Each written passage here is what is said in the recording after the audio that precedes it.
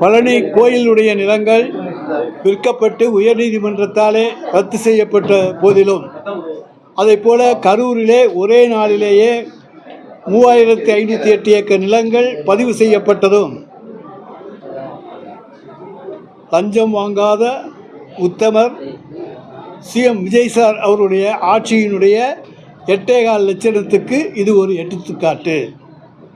ஏனென்று சொன்னோமேயானால், ஒரு ஆட்சியினுடைய பங்களிப்பு இல்லாமல் இந்த தவறுகள் நடந்திருக்க வாய்ப்பே கிடையாது.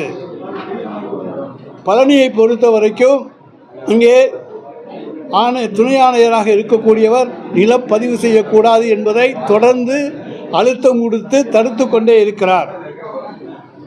அதே நேரத்தில் அங்கே அந்த பத்திரப்பதிவினுடைய சார்பதிவாளரும் மறுத்து கொண்டிருக்கிறார்.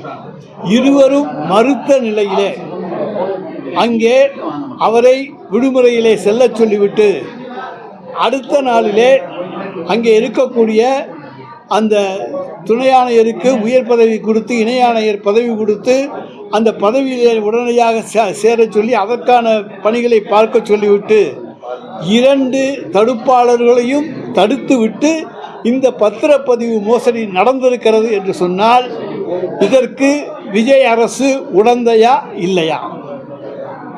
யாராவது லஞ்சம் கேட்டால் விஜய்கிட்ட வந்து சொல்லுங்கன்னு சொல்கிறார். முதலமைச்சர் விஜயிடம் சொல்லுங்கள் இந்த ஆட்சியில் லஞ்சம் என்று சொன்னார். ஏன்னா எந்த முதலமைச்சரும் சொன்னதில்லை, இவர் தான் சொல்லிகிட்டு இருக்கார். அப்படின்னா அவர்கிட்ட வந்து லஞ்சம் கொடுக்க சொல்கிறாராங்கிறதும் தெரியல.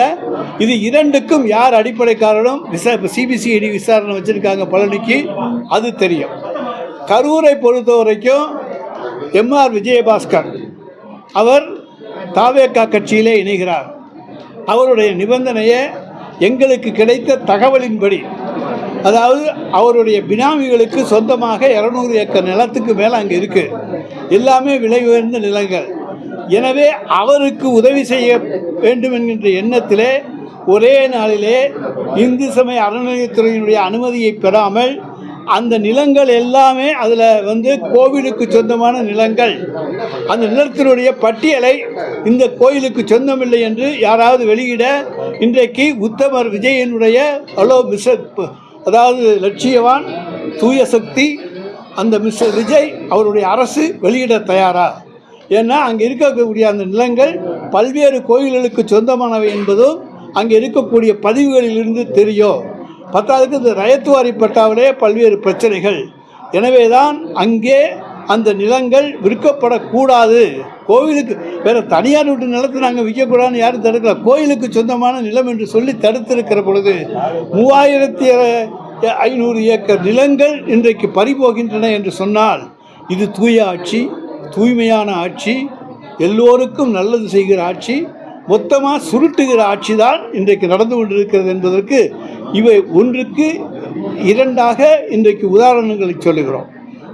அதை போல் இன்றைக்கு எதை எடுத்துக்கொண்டாலும் நாகர்கோவிலில் பார்த்தீங்கன்னா அங்கே வந்து கிளை சிறையில் ஒருவர் குட்கா விற்கார் என்பதற்காக போலீஸாரால் கைது செய்யப்படுகிறார். அவர் இறந்தவர் சொல்லுகிற சொன்ன செய்தி 25,000 ரூபாய் உத்தமர் விஜயனுடைய ஆட்சியிலே எங்களிடம் லஞ்சம் கேட்டார்கள். ஒரு குட்கா போட்டில் விற்றேன், நீ 25,000 ரூபா கொடுன்னு தரம் மறுத்தேன். அதனால் பல பிரிவுகளில் என் மீது வழக்கு போட்டார்கள். அதன் பிறகு என்னை வந்து அடித்து உதைத்தார்கள் என்பதெல்லாம் இன்றைக்கு வெளிவந்திருக்கிற செய்திகள்.